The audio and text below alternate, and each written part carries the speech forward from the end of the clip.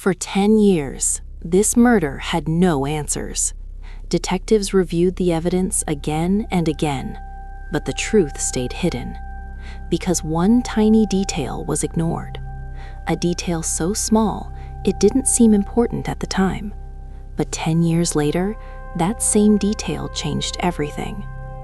This is the true crime story of a case they missed for an entire decade. October 17th, 2009. Raven Hollow was the kind of town where people didn't lock their doors. Population just under 12,000. Quiet streets. Friendly neighbors.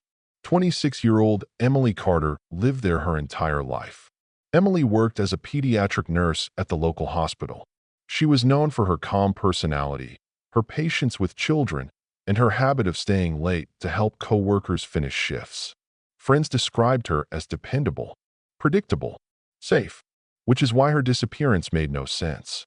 That Saturday evening, Emily left work at 7:45 p.m. Security cameras captured her walking into the parking lot, holding a small paper coffee cup and her car keys. She waved goodbye to a coworker. She smiled. It was the last confirmed sighting of her alive. Her car was found 2 days later, parked behind an abandoned grocery store on the edge of town. Locked, undamaged, her purse still inside. But Emily was gone. Police initially believed Emily left voluntarily. There were no signs of struggle, no ransom note, no suspicious phone calls. But her family insisted something was wrong. Emily had been planning her younger sister's birthday party that week. Her calendar was filled with upcoming shifts. She had recently renewed her apartment lease. Nothing suggested she planned to disappear. Detectives soon shifted their theory. They began investigating her relationships. Her co-workers were interviewed. Her ex-boyfriend, Mark Jensen, became the first major person of interest. Mark and Emily had broken up 6 months earlier. Friends said the breakup was tense, but not violent. Mark had an alibi. He had been attending a family wedding in another city the night Emily vanished. Phone records and surveillance footage confirmed it. The investigation stalled. Months turned into years. Search teams covered miles of woodland surrounding Raven Hollow. Divers scanned the nearby Blackwater Lake. Volunteers distributed thousands of missing person flyers. But Emily Carter remained missing. The case slowly lost public attention. Detectives were reassigned. Evidence boxes were moved to storage. Emily's family held annual candlelight vigils, hoping someone would come forward. No one ever did. By 2015, the case was officially classified as cold. In 2019, Detective Laura Bennett joined the Raven Hollow Police Department. Laura had built a reputation for solving overlooked cases. She believed cold cases failed not because evidence was missing, but because something had been misunderstood. While reviewing archive files, Emily Carter's case caught her attention. There was something unusual about it. The timeline seemed perfect, almost too perfect. Laura requested access to the evidence storage room. She spent weeks reading interview transcripts, analyzing photographs, and reviewing witness statements.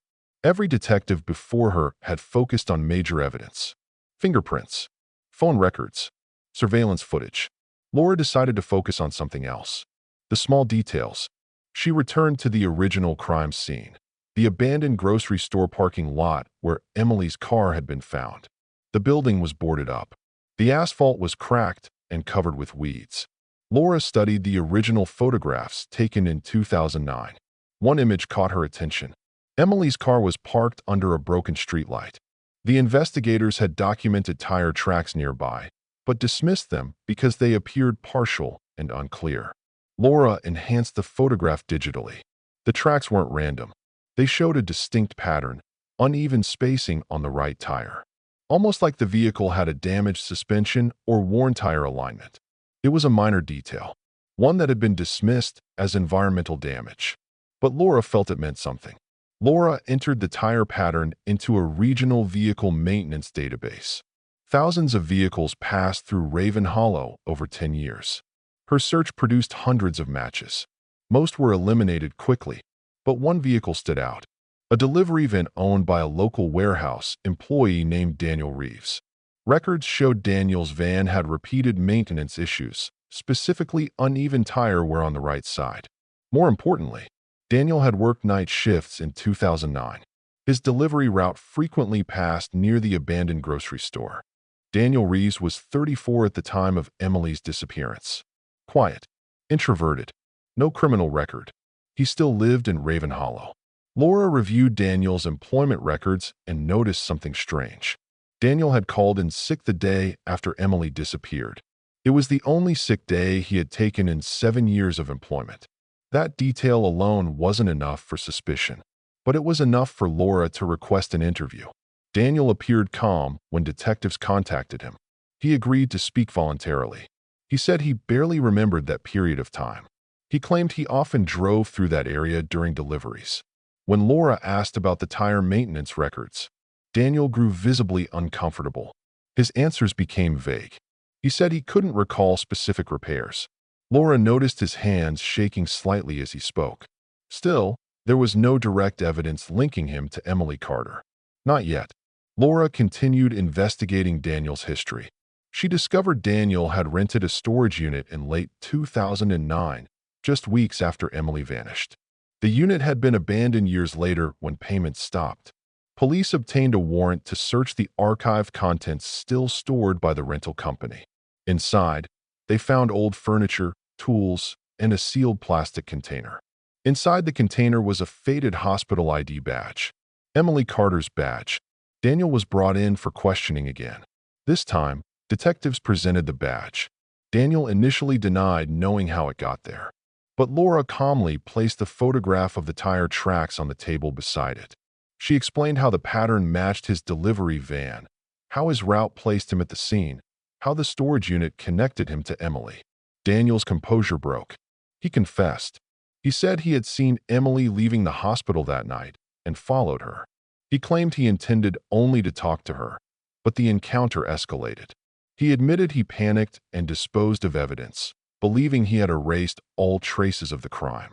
He never realized the tire tracks remained in one forgotten photograph. Daniel eventually led investigators to a wooded area outside town. Search teams discovered remains later confirmed to belong to Emily Carter. After 10 years, her family finally received answers. Daniel Rees was convicted of murder and sentenced to life in prison. Emily's family described the conviction as bittersweet. Justice had been served, but time could never be returned. Detective Laura Bennett later said the case changed her understanding of investigations forever, not because of the crime itself, but because of the lesson it revealed. Sometimes justice doesn't arrive through dramatic breakthroughs or sudden confessions. Sometimes it waits, hidden inside the smallest details. A tire track, a photograph, a moment investigators nearly ignored. And sometimes the truth survives quietly, waiting for someone patient enough to notice it.